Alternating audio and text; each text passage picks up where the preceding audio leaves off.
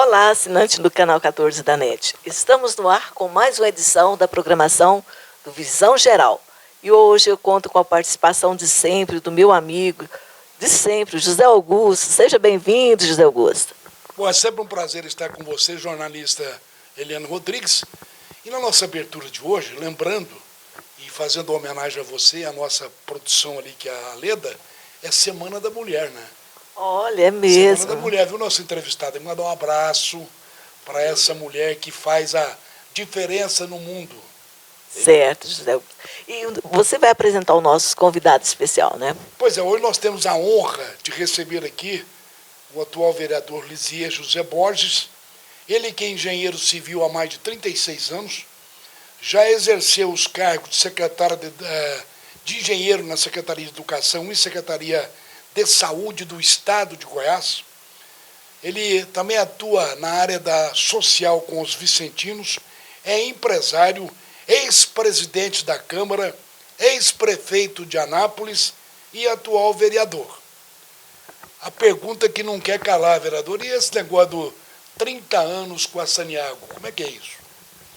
Olha, o senhor já foi direto ao assunto, né, que a gente acha da maior importância para o município e para todos, né, para a região circunvizinha, né, que são as questões ambientais também, está muito envolvido nessa questão. Deixar bem claro que nós, esse vereador, e acredito que praticamente toda a Casa Legislativa, não é contra a renovação do contrato, jamais.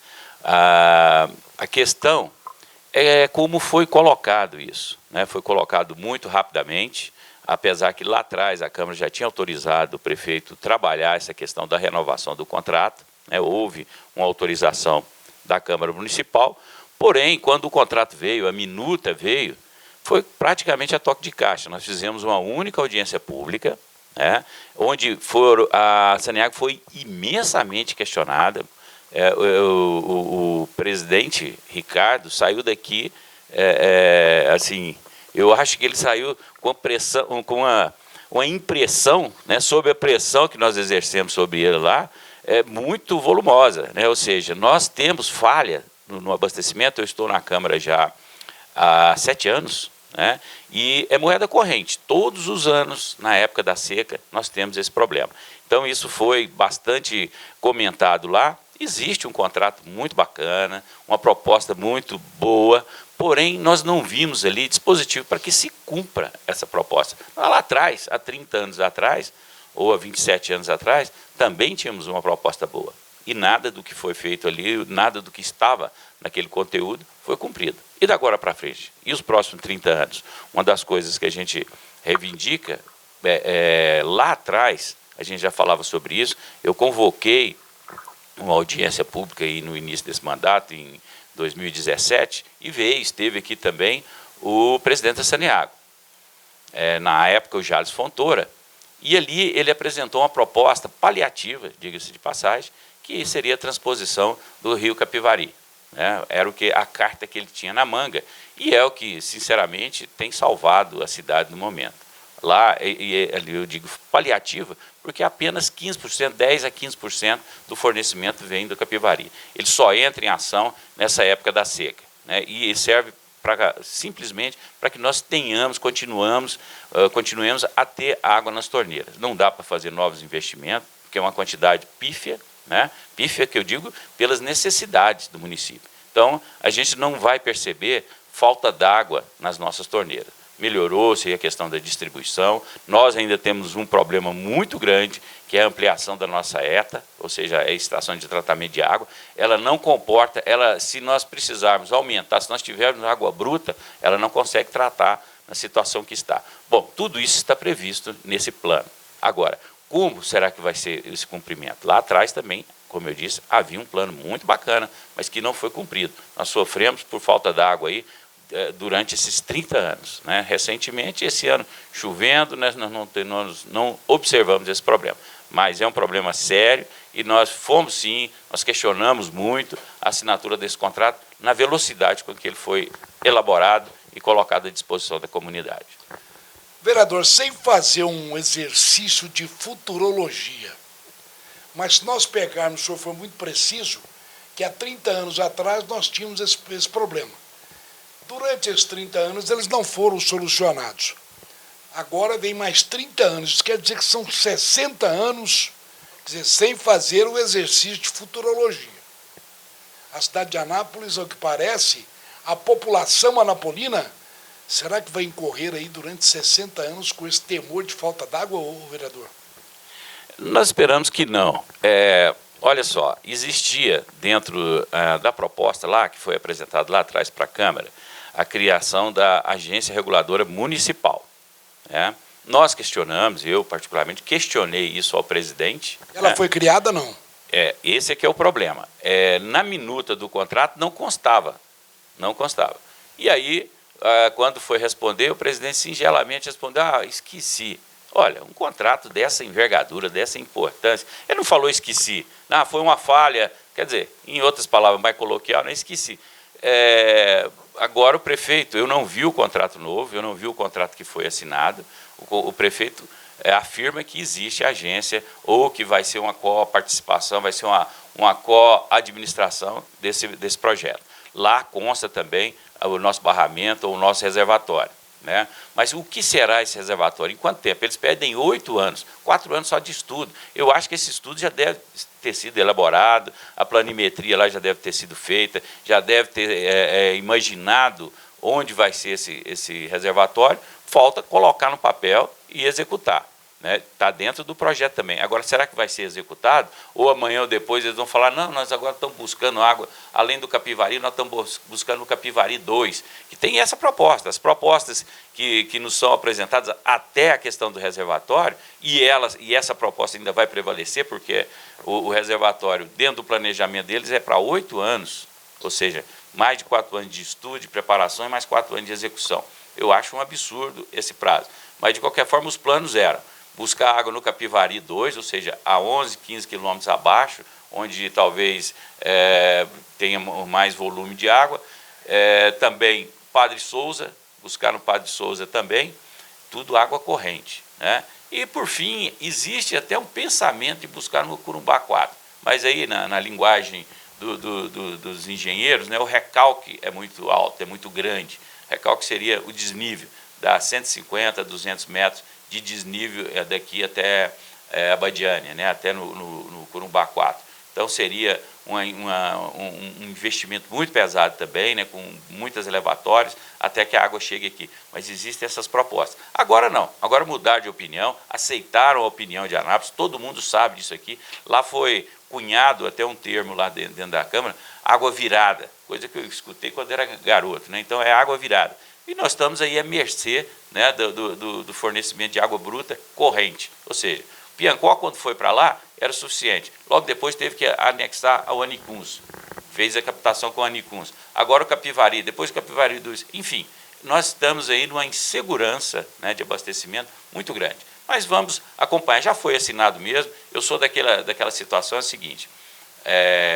Nas questões de prefeito, de presidente, a gente trabalha para aquele que a gente acha que é melhor. Nós queríamos ter estudado mais esse contrato, colocar dispositivo lá que nos desse o poder de exercer uma cobrança mais radical, mais violenta, mas isso não foi dado a nós a chance de ter colocado essas questões lá. Bom, agora vamos torcer para que o contrato vingue, para que ele seja realmente bom e que traga aí a solução para o nosso município. O interessante é que não é problema do vereador, eu imagino isso. Mas quando se fala de Saniago, a gente lembra sempre do prefeito Zé Diniz de Abadiânia, que a Saniago pega água lá, mas não dá um centavo de recompensa pela água que pega, sabe? Ele sempre reclama disso. Quer dizer, eu até entendo que essas audiências, ou a audiência pública deveria ter tido mais audiências. Por exemplo, uma ali no Extrema, outra no Piancó, no Capivari, porque amanhã ou depois, vereador, o senhor entende disso mais do que eu, ao se pensar em fazer um reservatório, terá que indenizar ali os fazendeiros, não é isso? Não, sem dúvida. Agora eles já estão com um problema sério. A região deles, a questão de área, por exemplo, quem quer vender área lá, praticamente vai ter um prejuízo enorme, porque há uma preservação, é uma reserva ambiental, enfim, é uma situação complicada. Tudo lá é muito regulado. E tem que ser assim mesmo, apesar de que olha, sem tirar o mérito dessas pessoas, assim, as questões pessoais deles, mas são alguns ribeirinhos, né, contra uma população de 400 mil habitantes. Então, nós dependemos daquilo lá tem que ser muito observado, então, para eles é ruim. Nós tivemos aí agora uma vantagem que, para eles, né, que vai ser construído o distrito, o polo industrial, também naquela região. Né, mas vai ser um projeto, pelo que nos apresentaram, se cumprir aquela questão também, vai ser bastante sustentável, né, da área que foi disponibilizada, praticamente a metade fica para preservação e outras situações, e também as empresas que se instalarem lá terão que ser sustentáveis. Então, a princípio, a gente acha que vai ser um bom negócio e isso valoriza aquela área novamente. Né? Então, na questão financeira, pecuniária, os ribeirinhos ali do Piancó foram agraciados com essa contrapartida aí também. Agora, o que o senhor tem que pensar, o senhor está falando aí dos royalties, né, da água, dos royalties da água, a Saneago devolve alguma coisa para a gente, né, um percentual aí, ela devolve para a prefeitura como pagamento por essa água. Agora, o que nós temos que buscar é o João Leite. O João Leite que tira a água aqui da nossa região, e nós temos uma imensa área de preservação, aquela região ali, hoje Anápolis é muito pequeno, você sai daqui ali na região do Piancó, você já entra em Abadiânia, para o outro lado também você entra em Abadiânia, logo você já está em Goianápolis. Enfim, a área que nós temos é aquela área de saída para Nerópolis, mas ali é tudo preservado, ali é a APA do João Leite, nada se pode fazer em termos de empreendimento, e não é só empreendimentos industriais, não, empreendimentos residenciais também, nada ali depois da Fabril, tudo é proibido, tudo é regulado, tudo é regulamentado e fortemente. Então, quer dizer, isso aí é que nós temos que ver uma forma de trabalhar isso aí, de poder desenvolver aquela região de forma sustentável, claro, mas temos que ter uma definição com relação a isso. Ou então, esse royalty que o senhor citou aí, e ali sim, pesadamente, porque é uma região, uma vasta região, e aonde Anápolis pode crescer, que é para aquela região ali. O interessante é que quando o senhor fala de contrato, se é que vai cumprir, aí eu lembro da lenda viva, que é o pai do senhor, quando na época dele um fio do bigode valia. Agora nem contrato, nem assinado não está valendo, como é que é isso? Olha, existe sempre assim, essas questões, né? Fala que vão fazer, mas amanhã consegue uma solução mais, digamos assim, palatável para eles, né? Mais tranquila para eles. É o que eu digo do reservatório. Eu falei, está lá dentro do planejamento deles o reservatório. Agora, amanhã ou depois eles vão se justificar dizendo que hoje não é mais necessário. Que isso é uma questão que foi superada por conta de produção de água aqui. Existe a possibilidade não. Está no planejamento também, que eu esqueci, são os poços artesianos. Então, vários poços artesianos que vão entrar aí em operação, ou vão começar a ser perfurados e vai entrar em operação, para dar sustentabilidade a esse sistema como um todo. Então, quer dizer, soluções eles vão dar, mas nós acreditamos ainda que a grande solução é o reservatório. Você viu o tanto de água que nós tivemos esse ano?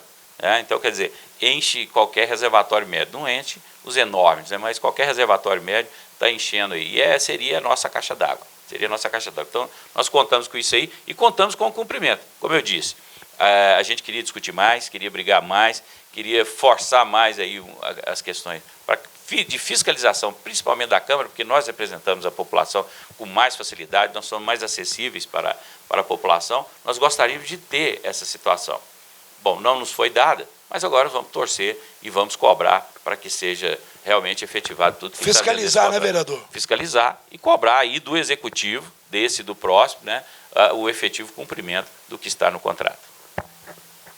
Lisier José Borges. Eu estive várias vezes no ano passado lá na tribuna na Câmara, lá na Câmara Municipal, vi você falando na tribuna sobre o DAIA. Vou fazer aqui umas retrospectivas. Você fazia reivindicações para a melhoria do DAIA. Como você vê hoje o DAIA? Olha, o DAIA tem vários problemas. Um dos grandes problemas lá é a disponibilidade de área. A Anápolis tem uma situação estratégica espetacular, todo mundo sabe disso, né? A nossa questão de localização, a nossa questão logística digamos assim, é importantíssima, é fundamental, sempre foi fundamental para o crescimento de Anápolis. A Anápolis sempre foi aqui um trevo, né? Aqui nós, curiosamente, eu gostaria até de falar aqui da Estrada de Ferro.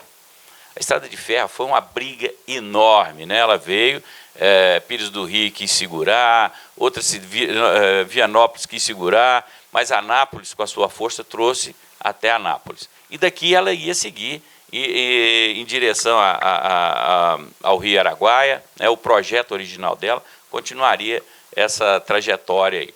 Mas aí não, aí a Anápolis já exerceu a sua força e ficou aqui. O ponto final, você sabe que é interessante, ou o ponto inicial é fundamental. Ou seja, toda a mercadoria que era produzida no norte vinha, desovava aqui em Anápolis, aqui era beneficiada aqui. Nós tivemos aqui, a Anápolis tinha digamos assim, o codinome de terra do arroz. E nós praticamente não produzíamos arroz. Era na Barranca, ou seja, na região de Sede, no norte do estado e outras regiões, mas vinha ser beneficiado aqui. E digamos assim, os comerciantes vinham buscar o arroz aqui, né? Então, Anápolis cresceu por conta disso. E o DAIA está numa localização estratégica espetacular também, né? Todos querem se instalar aqui. Tem os estudos aí que falam num raio de 200 quilômetros, nós temos uma população de mais de 12 milhões de habitantes, se contar com Brasília, em torno, etc., e Goiânia. Enfim, nós temos um mercado extraordinário e a nossa localização também. Mas nós não temos espaço no DAIA, por dois motivos. Nós temos uma plataforma logística que pode ser utilizada, parte dela, ela está abandonada há vários anos, ela pode ser ampliada para lá, e temos várias áreas devolutas.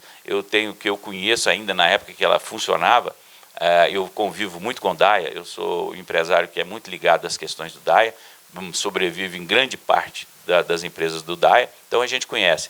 Lá tem a Sotave, uma área enorme, uma área nobre, que está parada há mais de 30 anos. Há mais de 30 anos. Que poderia ser utilizada para um médio e grande empreendimento. Várias outras áreas estão nessa situação lá. Então, o governo tem que se buscar de forma mais forte, né? A Codego tem que trabalhar em cima disso aí, da questão legal, para recuperar essas áreas e colocá-las à disposição dos empresários. E, obviamente, de forma lógica, né? Não pode cobrar um preço absurdo em cima dessas áreas, uma vez que elas estão abandonadas. A Juilá Semina foi absorvida agora pelo Porto Seco. Bacana, né? O Porto Seco comprou e deve fazer boa utilização dela. Mas temos várias outras áreas, empresas paradas, que devem ser colocada à disposição da comunidade, além da plataforma. E outras questões também são muito sérias lá. Nós esperamos agora, Enel, ou Enel, né? Escolhe aí, no bom português, Enel, né? E olha que eu era bom em português, viu? Mas, então o nome ali para mim é Enel, mas o Enel, independente dessa questão, tem que fazer um trabalho forte ali também. A gente vê as empresas lá que querem se expandir e que já se expandiram dentro do DAIA, tem que fazer a transmissão, rebaixamento, ou seja, beneficiar a energia por conta própria. Isso quando tem energia. Outra empresa, tem uma empresa interessante, um grande laboratório sendo construído ou finalizado lá no DAIA, e teve que contratar geradores de energia elétrica para começar a sua operação. Pensa que absurdo que é uma situação dessa, né? Então, questão de água também. Então, uma série de coisas que tem que ser cuidado. Além das questões, nós já falamos de área, falamos de fornecimento de energia elétrica, e também agora parece que está sendo tomada aí algumas providências, que é o pavimento lá, uma situação deplorável, né? Vias lá intransitáveis. Vias intransitáveis. Você passar com um carro pequeno lá, é perigoso você ficar dentro de uma cratera daquela. Bom, mas essa nova administração parece que está tomando pé da situação e vai melhorar todo aquele espaço lá. Nós esperamos aí, novamente, o DAIA pungente, porque está sendo criado o polo industrial na região norte. Parabéns, né? Nós já aprovamos lá essa questão, colocando ela dentro, porque é uma área rural, né? Nós estamos colocando dentro do perímetro urbano. Então, quer dizer, parabéns, tomara que consiga, mas são pequenas empresas, né? Nós precisamos também de absorver, além das pequenas empresas, nós precisamos absorver também os grandes empreendimentos, como Anápolis cresceu demais. Posso falar sobre isso aqui também? Deve, vereador. Anápolis cresceu demais. Isso aí até um jornal aí, eu já falei isso na tribuna algumas vezes, um jornal até pegou e falou a mesma matéria, só mudou as datas. Anápolis cresceu gratificantes 400% em 6 anos. sabia disso? De 2015 até 2015, 16, até 2011, 12. Anápolis cresceu, o PIB de ICMS cresceu mais de 400%. Que maravilha. Então, quer dizer, botou China no chinelo muitas vezes. Ou seja, crescer 400%, ou seja, o nosso PIB de ICMS, ou seja, subiu de 3 bilhões, né, em 2015, 16, para 12, 13 milhões em 2016. 2016. Entendeu? Então foi um crescimento vertiginoso que deu uma cara nova, né? Tivemos aí uma administração anterior que se beneficiou disso e transformou a cara da cidade. Agora nós precisamos continuar. Nós não queremos aí, aliás, queríamos, né, 400% novamente, mas que tenha um crescimento constante acima da média nacional. É o que nós esperamos aí para que a Anápolis consiga aí tá superando as suas dificuldades. O Lisier, José Augusto, ele é empresário. E a gente vê ele lá na Câmara também sempre batendo aí, reivindicando, né, melhorias para os empresários daqui de Anápolis. Inclusive, no ano passado, ele usou a tribuna para falar da dificuldade das empresas localizadas ali na entrada da BR-153, na entrada de Brasília. Foi resolvido? Não, não foi. Ali, digamos assim, terra de ninguém. São aquelas vias paralelas, né, as vias marginais à BR. Há uma situação complicada. Aquilo ali, tecnicamente, é responsabilidade do DENIT, ou seja, da Triunfo Consebra hoje, que foi cedida àquela empresa, né, que cuida aí dos pedágios aqui na 060, na BR-060. Então, e 153 também, parte da 153. Então, é muito interessante aqui lá. Nenhum benefício é prestado ali pelo município. Nós, a duras penas, aí, nós conseguimos lá com o secretário que ele jogasse a fresa, né, aquela raspa de asfalto, para mitigar, para diminuir a questão de poeira, né, de lama, na porta de alguns empreendedores ali. Porém, isso não é a solução mais adequada. Nós temos ali também a circulação, digamos assim, paroquial, ou seja, aquelas pessoas que transitam ali frequentemente para ir para suas residências, para ir para o seu trabalho. Então, é necessário que a prefeitura tenha uma atitude mais forte junto ao DENIT, junto à Triunfo Consebra, que já está ventilando a possibilidade de abandonar a prestação do serviço, diz que não é lucrativo. Agora, eu viajo pelo país, pelo menos esse daqui de Anápolis para Goiânia, é um dos pedágios mais movimentados que eu já vi, né, nessas viagens aí para o Rio de Janeiro, para São Paulo. Esse aqui é um dos mais movimentados. Agora, se a tarifa está ruim, eu não sei o que é, o que não viabiliza esse trecho aí. Mas, de qualquer forma, é responsabilidade deles. Eles não fazem nenhum benefício. Muito pelo contrário, porque tem os acessos, né, e lá são empresas, assim, digamos, que trabalham com veículo. Anápolis é considerado, pelos caminhoneiros, um ponto de apoio fundamental. Aqui nós temos todo o serviço para o caminhoneiro, né? Então, nós deveríamos fomentar isso ainda mais, para trazer mais empreendimento, dar mais conforto, mais segurança para esses transportadores, para que eles tenham realmente aqui Anápolis como um ponto de apoio. Mas o acesso é muito difícil. Esses veículos chegam ali na região, não tem como acessar os empreendimentos que cuidam do seu veículo. Por quê? Não tem asfalto, né? Não tem acesso, são poucos acessos.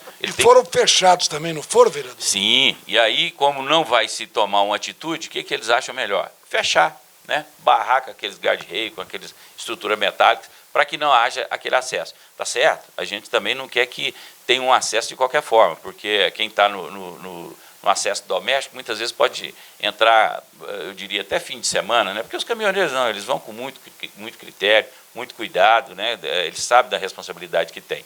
Mas muitas vezes, durante a semana, o acesso do morador pode realmente acessar aquilo ali, a rodovia, de forma abrupta, né? E, digamos assim, eu não vou dizer irresponsável, mas inadvertidamente, e aconteceu um acidente. Mas não é isso que a gente vê. As aberturas estavam lá, foram bloqueadas.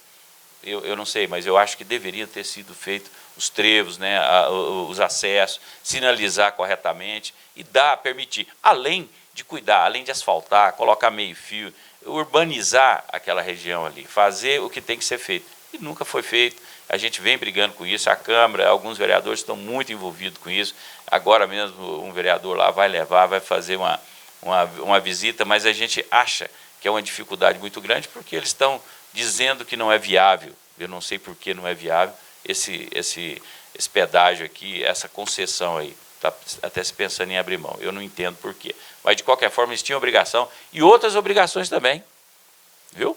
Que era fazer várias passarelas e vários viadutos nesse trecho aí, seriam 5, foi feito 1, e olha lá, então nós temos que estar cobrando isso aí e ver o que vai acontecer, né? E se não for fazer, realmente, que ela entregue e passe para outro. Ontem eu falei na minha rede social da sua presença aqui. E uma pessoa me pediu para fazer essa pergunta para você. Em Caldas Novas já está tendo aquela estacionamentos eletrônicos.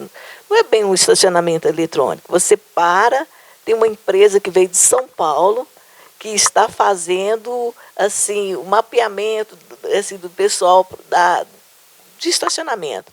E aqui em Anápolis, como que está a situação?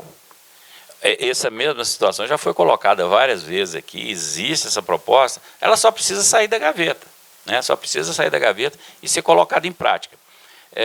Nós temos aqui, o CMTT já falou por várias vezes, já fez vários estudos, por exemplo, estacionamento da Barão de Cotegipe, né? Foi retirado, voltou aí por ocasião do Natal, mas Barão do Rio Branco. Na Barão do Rio, eu falei Barão do Cotegipe, desculpa, Barão do Rio Branco. Olha, já foi feito vários estudos lá, não foi um só. Os veículos que estacionam ali são os mesmos dia após dia, ou seja, são os trabalhadores, né, do comércio de Anápolis que utilizam cerca de mais de 90% desse estacionamento. Então, são sempre os mesmos veículos. Se a gente colocasse uma cobrança eletrônica, obviamente isso mitigaria bastante. Se dá o prazo ali de 1 hora, ou que seja 2 horas, aquela cobrança vai pesar no bolso dessas. E é assim, né? O brasileiro é sempre assim, movido, o bolso é a grande mola propulsora, o grande motivador, né, é o bolso. Então, se cobrar efetivamente, seria muito interessante. Então, quer dizer, esses funcionários viriam outras possibilidades, viriam de carona, viriam de transporte coletivo, veículos menores, bicicleta ou moto, né, coisas para ocupar menos espaço e ceder espaço para quem realmente vai consumir, né, para aquelas pessoas, para os consumidores. Eu acho interessante a briga, né, e sempre foi isso. Eu não sei por que os empresários ali brigaram tanto quando tirou-se o estacionamento da Barão. Mas é uma situação que a gente vê e a gente confia no estudo do CMTT. Eles não fariam esse estudo à toa, né? Mas é para provar para os empresários que não se justifica o questionamento deles de não ter estacionamento na porta da sua loja. Nenhum cliente vai usar realmente, efetivamente, aquele estacionamento. Mas essa cobrança seria fundamental, nós temos que ver alguma forma de fazer isso. Já foi usado jovens, né, para fazer os menores aprendizes lá, para fazer essa fiscalização, mas não tivemos eficácia, né, no processo. E também não é a questão, mas de colocar esse tipo de pessoas para lá. E o CMTT não tem mão de obra também suficiente para estar cobrando isso diariamente. Então, nós temos que ter um dispositivo dessa forma aí, que possa trazer retorno, talvez até financeiro, para o próprio CMTT e disponibilizar mais espaço para estacionamento no centro da cidade. Inclusive, essa pessoa que pediu que eu fizesse essa pergunta, ele falou que estava sobrando vaga lá em Caldas Novas. Inclusive, a empresa que foi contratada para fazer esse serviço, que contratou as pessoas para fazer a cobrança do usuário. Ele falou que por que não Anápolis ainda não tem? Anápolis é bem maior do que Caldas Novas, né?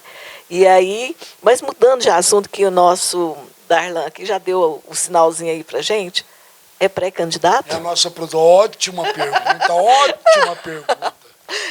Sim, sou pré-candidato, sim. Até porque a gente, durante o período, a gente tem um envolvimento muito grande com a comunidade de uma maneira geral e com aquelas pessoas diretamente ligadas a gente. Ontem mesmo eu estava numa reunião de uma comunidade aqui, né, que está disponibilizando o apoio deles à minha pré-candidatura, né, e futura candidatura, sem restrição. Porque eles sentem, né, que a gente tem dado o apoio que eles precisam. Né? Então, se a gente simplesmente fala assim, a partir de amanhã ou no final desse período aí até o mês de abril, fala, não sou candidato, a gente vai deixar, digamos assim, órfão essas pessoas, né, essas comunidades, esses grupos que já vêm acompanhando a gente. Então, se a gente não vai candidatar a vereador, a gente tem que, eu diria assim, usar um termo aqui, descandidatar antecipadamente, né? E até para colocar uma outra pessoa, né, que possa atender as demandas dessas comunidades, desses locais e dessas pessoas, né? Então, isso é fundamental para que a gente continue, né, com a pré-candidatura. Então, nós vamos pleitear aí mais um mandato. Mas o meu objetivo mesmo é um dia, o senhor falou aí que eu já fui até prefeito, meu objetivo um dia é ter ótimo. Realmente a batuta do município aí. Espero um dia ter essa oportunidade. Pois é, vereador, o senhor disse aí que uma comunidade, um grupo já o está apoiando. E que toda a reserva de modéstia nossa aqui da produção, depois dessa aula que o senhor deu aqui nessa entrevista, outros grupos virão apoiar, pode ter certeza disso. E aproveitando aí, nós deixamos ao microfone, ou os microfones do Canal 14, para as suas considerações finais, vereador. Olha, eu agradeço muito essa oportunidade e as suas gentis palavras aí também. Esse é um grupo, a gente tem várias outras pessoas que estão aí da mesma forma nos apoiando. Mas eu queria aqui, realmente, nós estamos fazendo aí, promovendo ou apoiando algumas comunidades também para o Dia da Mulher, né? Gostaria, já fui convidado e estarei lá, estou apoiando, não participarei efetivamente, mas no São José nós teremos aí uma festa muito bacana, depois teremos na outra semana, sábado agora, a senhora está convidada. Obrigada. A participar conosco lá, vai ser um dia muito bacana pela programação que o gabinete está fazendo, conjuntamente com a comunidade lá de São José, vai ser uma festa muito bacana, com cuidados para as mulheres, né, com distribuição, foram feitas algumas coletas, né, junto aos empresários, pelo que eu estou sabendo, vai ter distribuição de alguns brindes também, então vai ser uma festa muito bacana, da qual nós estamos dando apoio, né, e assim, é um momento de comemorar também, de lembrar dos percalços que teve, principalmente no passado, e das conquistas, né, e que elas venham com muita força, porque as mulheres, isso já foi dito, né, se nós fôssemos governados hoje por mulher, a nossa questão, principalmente as questões sociais, as questões pessoais, questões de segurança, estariam muito melhores conduzidas hoje, né? Então, é o que dizem as expectativas, é o que dizem os estudiosos nesse assunto. Então, parabéns a todas as mulheres, né, e que as conquistas continuem. Nós precisamos, só para esclarecer, nós temos uma representação ainda pequena na Câmara Municipal. Há uma barreira aí, nós temos que ter 70-30, né, como candidatos. E não quer dizer que tem que ter 70-30, porque senão as mulheres daqui a pouco estão tomando conta do mercado, e aí vai ter que ter 30% de homens. A concorrência desleal não, né? Então, esse 70-30 prevalece, né? Então, quer dizer, hoje, para se conseguir 30% de mulheres, ainda é um pouco complicado, né? As mulheres, elas gostam muito de cobrar, mas não querem estar muito à frente da coisa, não. Então, essa visão tem que mudar. Querem, mas encontram pouca oportunidade. Agora, isso tem que estar mudando. Agora, a gente espera, então a barreira foi criada para que no futuro elas não façam o contrário, né? Tome conta do mercado, tome conta, né, de todas. Elas já tomam conta, né? Hoje já estão tomando conta. Silenciosamente, né? Não, já são maioria nas universidades. Sem dúvida. Né? São a maioria nas universidades, no comércio, enfim. Estão crescendo e crescendo muito. Mas tem que ter ainda a batuta, tem que estar na direção das coisas também. E a gente sabe que se elas estiverem, as coisas vão fluir muito melhor, muito mais elegantemente, né, e muito mais socialmente correto do que os homens se propõem a realizar. Então, parabéns a todas elas. Estão convidadas nessa semana ali na comunidade de São José e na outra semana lá no Industrial. Parabéns a todas elas. Agradeço a você pela sua participação. Agradeço a você também, assinante da NET. Até amanhã. Você fica agora com o apoio cultural do programa Visão Geral. Minas.com Consórcios Múltiplos, caminhões, automóveis, motos, imóveis, financiamentos, seguros. Fale conosco pelo fone 3099-7722 ou fale com Nério Oliveira através do 99194-7759 ou pessoalmente na Avenida Minas Gerais, número 122, bairro Jundiaí. Acesse nosso site www.minasgo.com. Pamonha pura. Aberta todos os dias a partir das 17 horas. Caldos, pamonhas e agora com uma super novidade: espeto assado na brasa, carne de lata, pratos individuais, grelhados na chapa e o tradicional rodízio de caldos às segundas e terças-feiras, menos aos feriados. Praça Dom Emanuel, número 358, bairro Jundiaí. Fone 3327 0318.